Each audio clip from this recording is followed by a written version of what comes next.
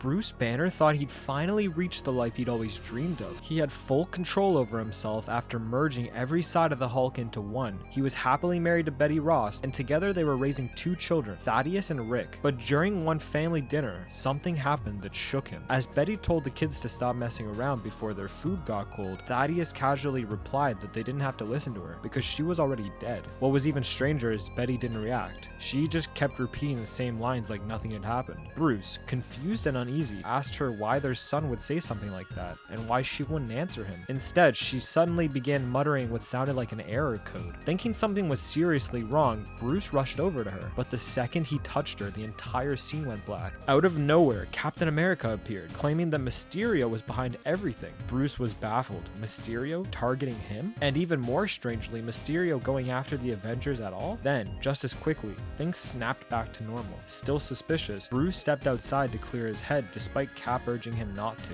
But instead of fresh air, he found himself standing in some kind of massive control room filled with circuitry. Another blink, and he was back again. Only now, Captain America and the rest of the Avengers were right in front of him. Bruce pointed out that Cap had just been behind him, but Cap denied it, acting like Bruce was imagining things. When Bruce tried to leave again, Thor grabbed his wrist and ordered him to stay. Banner knocked him back to break free, but noticed something unsettling. There was no sound at all when he struck him. No impact, no noise. Before he could dwell on it, the Avengers moved in to restrain him. Bruce blasted them back with a thunderclap, all except Vision, who phased right through it. Vision approached calmly, reached into Bruce's mind, and told him this was going to hurt. Bruce resisted with everything he had, but Vision's power overwhelmed him, and in an instant, Banner woke up. He was older, much older, and strapped into some kind of machine. His perfect life had been nothing more than a simulation, one that he had been trapped in for years. And that's where the issue ends, so if you want to see what happens next, drop a comment below.